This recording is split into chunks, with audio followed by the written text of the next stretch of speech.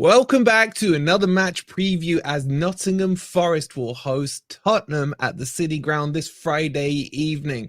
And this is a big one. A lot of pressure on Steve Cooper. Can the boys perform against one of my enemy teams as my brother supports them, as you guys all know? But I'm delighted to welcome our good friends from We Are Tottenham TV.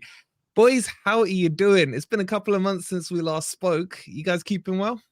Yeah, all good. Can't complain. I mean, it's been a bit of a dodgy period for Spurs, as it has been for Forest as well.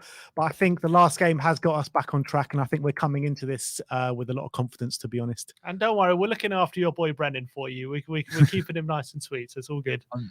I'm literally coming onto that. Just before I do, though, the link for their YouTube channel is in the title. Go show them some love and make sure you subscribe to it.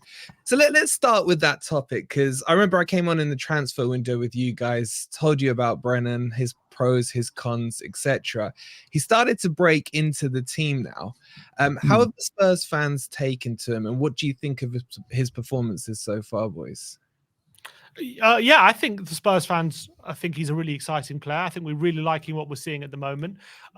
It's a weird one. Ever since he signed officially, I'm pretty sure like every opportunity Ange has started him, apart from, you know, he got injured in his first appearance. And then in his second appearance, he got taken off after half an hour, I think, because we went down to 10 men. And so he had a bit of a stop-start time at Spurs.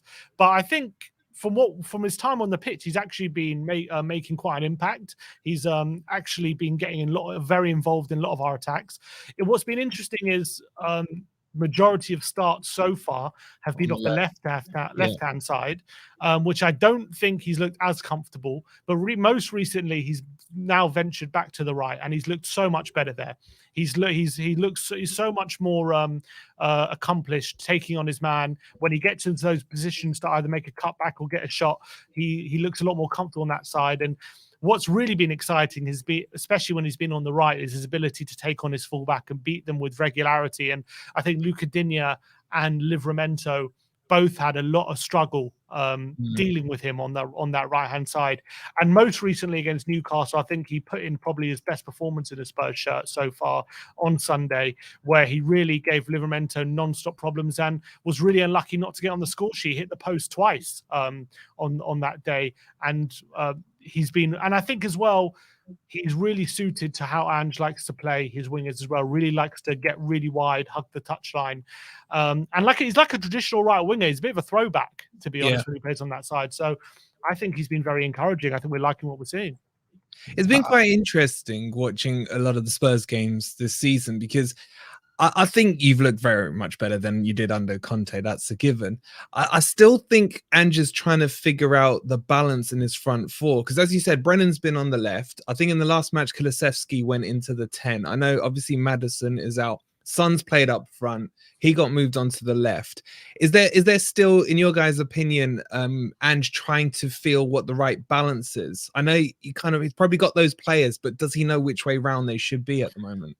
Yeah, he said it himself, and she said it a few weeks ago. You know, we need more out of the front four, especially the front three. Heung-min Son obviously has been playing as a number 9 for the most time this season, but he probably had his best performance against Newcastle of the season as well, out on the left-hand side, where he gave Trippier nightmares, to be honest, attacking him down that side. And I think, like, when you're looking at that front three, I do think, you know, it needs a bit of work in terms of really getting to grips with the Ange Postecoglou system. I think Brennan is much more suited out on that right than a Dejan Kulusevski is, because Decky and Dejan Kulusevski likes to like cut in on his left every time. So I feel like when he's in that number 10 role, he doesn't need to do that too much, and he's much more freer in his movement. Whereas Brennan Johnson, when he's on the right-hand side, like my brother said, he can just stick out wide, attack his fullback, get crosses into the box, and he also venture inside. So he's got a lot more variety in his play, Brennan Johnson, when he's on that right. So I think against the Newcastle, you know, it felt like the most fluid and the most kind of balanced that front three has had all season, to be honest. And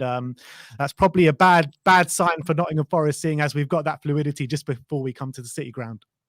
You lot after one win. I remember in November you like giving yourselves a title, and now after one win, you're back in the title race. So, but no, I do agree with what you're saying. For me, Kulusevski, I always found him a bit predictable because he's so heavily left-footed. you always felt he wanted to cut in to open the angle. And I do agree with you in that 10 role, especially against Newcastle. I thought he had a really good game with that.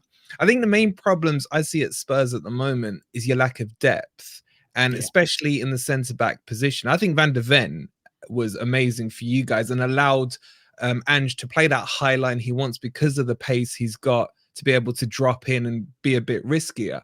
But obviously at the moment, you've got Davis deputising in there, haven't you? You've had Emerson Royale go in there, which was interesting at some stages. One word for it. But do you feel your weakness is still that centre-back pairing? Obviously, Romero, you breathe near him and you can trigger him as well. Does that worry you at the moment without Van de Ven?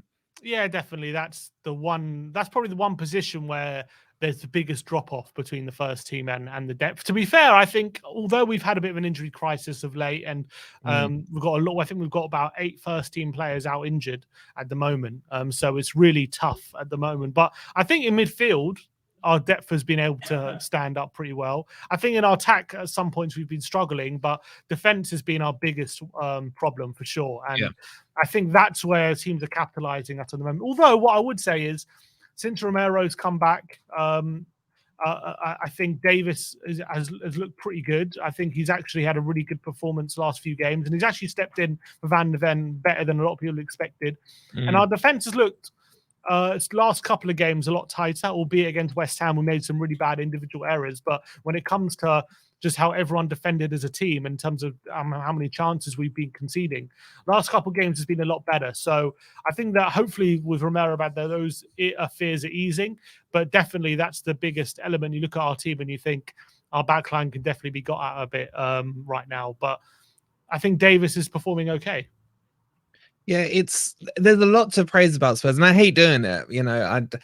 I respect Spurs, but I have to hate them because of my brother. But I also look at your fullbacks, and I think Pedro Porro, who didn't start great last season for me, and he did need a pre-season and a bit of a summer to settle in. And I think he's been fantastic. And on the other side, don't get me, apologies for getting it. I know, is it Udogie or Udogie? I don't know how to. Destiny Udogie. Yeah, Udogie. I think he's settled in quickly and he's looked very good. So from your fullback perspective, from an outsider looking in, I think Ange has nailed those positions down really well.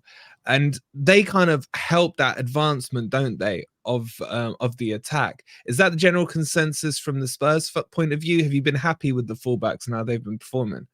Been absolutely delighted with the 2 fullbacks, to be honest. I think that's been a key element of the success Spurs have had this season. Destiny has come in, hit the ground running on the back of 2 really strong seasons in Serie A.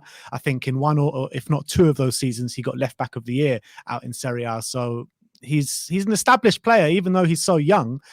He's actually an established player in like what the European game. He's just got the first few call-ups in the Italy squad as well, which is more testament to how well he's been playing. Both of them invert into the center of the park and make us so strong in that center of the pitch. And Porro's had this narrative around him where he's been really poor defensively, but really strong on the offensive part of the game. But actually this season, he didn't start the first game of the season against Brentford. Emerson Royale played, and he actually scored an unbelievable goal, Emerson, in that game. But Pedro Porro came in the second game against Manchester United, and we haven't looked back. Game on game, he's improved defensively. And I personally think he's been Spurs' player of the season so far this season, Pedro Porro. That's how good he has been. Every game he's influencing the attack, his ball playing ability. I think in terms of a defender, especially a right back, is second to none, apart from maybe a Trent Alexander-Arnold. When you look at since Pedro Porro has joined Spurs, he's only got 2 less goal contributions than Trent, which is absolutely mental to think about when you think about how good Trent is and how many goal contributions he does get. So I think both of them have been so vital to our play. And we actually did a video the other day discussing with a few other Spurs fans, saying the Spurs have the best fullbacks in the Premier League at the moment. And when you're looking at the other competitors, you're looking at Liverpool with obviously Robertson and Trent. Robertson's been out for the majority of the season. I actually think those 2 are probably the only ones that can be compared to us in terms of current form.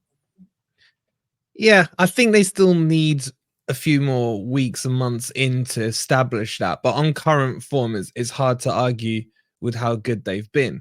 I would slightly disagree with your player of the season so far, though. For me, it's been your keeper, because if you look at the the jump up from what you had with Lloris and how his form dipped to the way Vicario has just commanded his box and allowed you again to play higher up the line. It's a player that was unknown to a lot of the fan base, coming over to the Premier League. And I think he's just taken to I really hate all this big up I'm doing to Spurs, by the way. Keep it coming, Wolfie. Keep it coming. I'm just because we're going to come on to my team in a second. But have you guys been impressed as well with the goalkeeper in terms of the way he's just slotted straight into life in the Premier League? Yeah, for sure. And he's not just been brilliant on the pitch, but he's been a great character as well. I think everyone has really, the whole dressing room's taken to him. He's really struck up a really good relationship with the fans straight away as well. And I think the quality-wise, I think he's been fantastic. He's been a massive step up from what we've seen from Hugo Lloris over the past couple of years. He's making some brilliant saves, but I think the big element is the mistakes have just been completely eradicated. I don't think he's made a mistake all season, which is for a goalkeeper a very important thing. And considering Lloris seemed to be making a mistake every week last year, to have that in our team now, where we're not just having a keeper chucking it into the back of the net, and that gives you a bit more stability. And I think his playing out from the back has been much better than what we've seen as well. And especially for basically an unknown in terms of a lot of what the fans saw. Even Maddison admitted last week or a couple of weeks ago that when he saw Spurs were signing Vicario, he had to Google him to know who he was because he hadn't heard of him. And so for that kind of character to make such an impression so quickly is very impressive. That's what it is. It's his character, right? His character is what we needed in this squad for so long. Someone to shout at the players, to get into their heads, with the really good, yeah, exactly, with a good mentality. You saw that shithousery in the Newcastle game when he was sticking out his tongue to Callum Wilson, and Callum Wilson deserved that. You don't go start talking about Richarlison on your podcast without any comeuppance from the Spurs team. So I really liked it. And when you're looking at that Chelsea game when we lost 4-1, it's a testament to him, that game, because we lost 4-1 and he came out of it as probably Spurs' man of the match on the day with the sweeping. There's your best defender that night. Yeah, exactly. So I can't speak highly enough of Vicario. And me personally, I was one that was really not that happy with signing because I really wanted David Raya.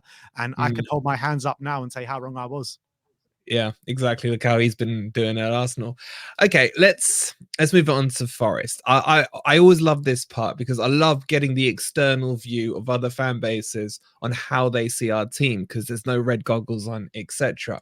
Honestly speaking, how do you think Forest season has been from what you've seen so far? Are they where you expected them to be, higher, lower? And what do you think of the players within the squad?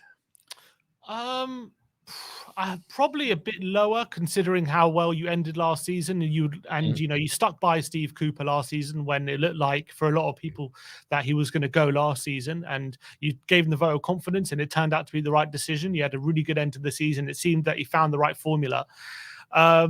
This season, you've had a few decent results. You beat Villa, you beat Chelsea. In some good wins, but you haven't really kicked on, unfortunately. I think obviously the injury to Albioni has massively hit you. I think that's been a massive blow for Forest. Ever since he's gone, you haven't looked the same going forward. And obviously, as you say, he's under massive pressure now, Steve Cooper. It seems like every game it's like is he, will he, won't he? Will they sack him? Won't they sack him? So I think that's never good for anyone when you're in that situation, albeit last season you stuck with him. So I'm guessing a lot of Forest fans will argue we did it last season, maybe we should do it again. But he does seem definitely on his last legs. When I look at Forest at the moment, there does seem a lack of energy and I don't know, maybe a lack of belief at the moment. I mean, when you're losing 5-0 to Fulham, then that's got to be big alarm bells. I know West Ham went and lost 5-0 the following week, but Fulham were, at that point were really struggling for goals pretty much going into that game, and then they go and get pumped 5-0. So I think Steve Cooper's team was kind of based around a very solid backline, being very hard to break down. And when that's lost, then you've got to be very worried for him. What I would say is in recent weeks, Morgan, Gibbs-White and Elanga have definitely looked pretty good, pretty handy. I would say Gibbs-White has been in decent form.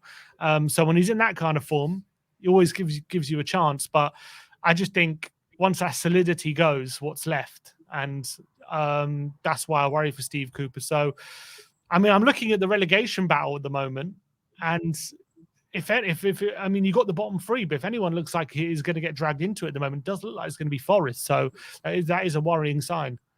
I really thought Forest were going to kick on from last season, and you know, because you end the second half of the season last year, Forest were brilliant. They really were, you know, getting good results, consistent results. City Ground was a really hard place to go. And I don't know, this season, it seems as though the first half of this season is kind of like mirroring the first half of last season. So I kind of feel like that Forest should stick with Steve Cooper, to be honest, and maybe he can turn it around second half of the season, and then you kind of see where you're at the end, and then you assess the options in the summer. But I don't know. I'm looking at the injury to Awioni. He was like your star man. He's a brilliant player, Awioni. I was even saying that Spurs should be looking at someone like Awioni. And Brennan Johnson, obviously you lost him. You didn't really replace him to anything of the required level that Brennan Johnson was showing for you last season. So you've lost some key players, and I think that's showing massively in your form so far. But I don't know how long Awioni's out for, but if he's out for a really long stretch of time, I can see you being dragged into that relegation scrap, to be honest. But I'm looking at the other teams in the relegation race, and I do think that you do have a bit more quality than those teams. Thanks for depressing me further, boys. Appreciate it. It's good to hear the honesty. Yeah, it is a big debate at the moment with Cooper in, Cooper out. For me, I feel he's reached his limit. I just look at the team and there's no identity. That's the thing that cries out at me.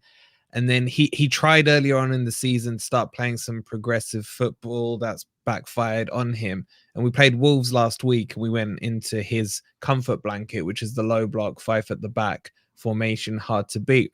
And bringing it on to this game, that's what I expect us to do come Friday night.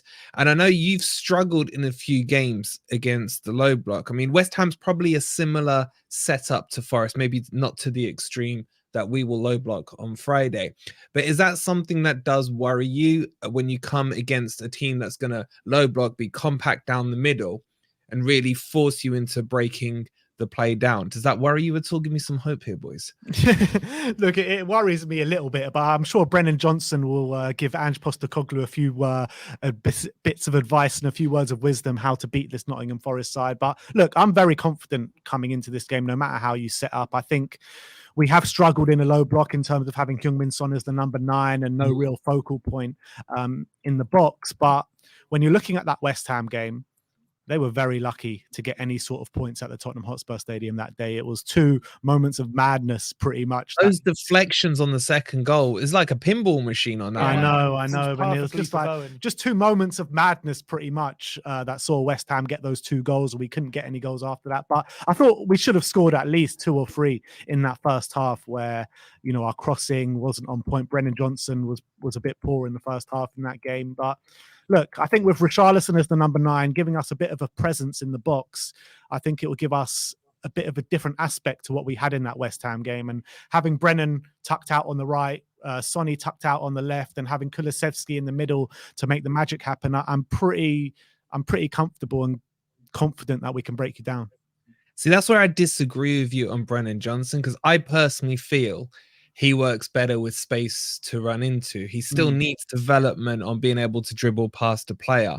Kind of, his strength for me was pushing. I think he's showing that a bit, though, the development. Just give me something click onto, because what I will say is, when we did the preview with the Villa boys, they were very confident. Villa were on a good streak, and I do see some similarities in Ange's style to Emre's style with that high line. The difference being, as you guys have mentioned, we haven't got Taiwo in for this game. And let's face it, Chris Wood, I think the 3 of us would outrun him. So I do expect Alanga to play as the false 9 coming in this game to put a bit of pace on. But do you think even if you play a high line, we can get anything on a counter attack? Or do you think Ange would have may say to the guys at centre back, look, drop yourself 5 yards back as a precaution? Or is he just one gear straight forward? I think he's one gear, but I'm looking at the last couple games that we've played since Romero's come back into the team, and we played a high line in both those games. And, you know, both teams have threats on the counter in terms of who we've played, West Ham and Newcastle. And I know against West Ham, we ended up losing. But in terms of the chances we gave up, Bowen, they had Kudus, Paqueta, they really had nothing in terms of the chance they created. We really stifled them. And same with Newcastle, apart from one chance they had really early on, they really struggled to create chances. So I'm looking at, no disrespect, I'm looking at Gibbs White and Alanga. They're two good players. And I know you're at home, so maybe it'll give you a bit more impetus to be at your best. But if I'm basing it off our last two performances, I think we're going to do a good job stifling you going the other way. And I think we're just going to suffocate Forest. We're going to basically just have all the possession. And then when Forest try and counter, we're going to have Romero back sweeping up. So I'm sure you'll have one or two chances. Don't get me wrong. You have that quality away from all Premier League teams. They have a few moments. I'm sure you will. But I think by and large, you'll be Tottenham in control of the game. And that's what I expect. Wolfie, I'll give you something. I'll give you something. I'll give you something to cling on to. I'll give you something now to cling on to. Nothing nonsensical, absolutely nonsensical. But whenever we come into a game very confident, that is when we drop points. And I feel like the Spurs fan base is coming into this game in high confidence. I think we went into that West Ham game on the back of that City game in high confidence, and we lost the game, albeit we should never have lost that game, because 9 times out of 10, probably Spurs take 3 points in that game. And it was just the one time where, they was going to get that lucky pinball. Doggy plays Jarrod Bowen in on goal, and we lose the game. But look, if we don't make any of those stupid errors in this game, then we should be winning. I'll hold on to that, because I do agree with you. You've been unlucky in some of your losses. I feel like you tanked a little. If I look back at the Wolves game, tanked a little towards the end, maybe gave away 2 silly mistakes very late on. So I'm clinging on to that with both hands. But all right, let's get the score predictions in then, boys. What are you thinking? Well, we've just done a Premier League prediction show, and me and Sim actually went. We go head to head in Premier League predictions, and we picked the same scoreline prediction. I don't know if Sim's going to stick with that, but I'm going to stick with it. And I went for 3-0 to Tottenham, with Brennan Johnson getting on the score sheet as well.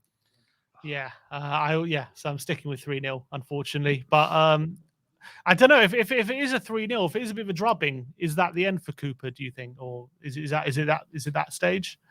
Could you imagine if Johnson scores the winner and Johnson is the one who sacks Cooper, the guy who brought him through and gave him his chance? Wow. That poetic.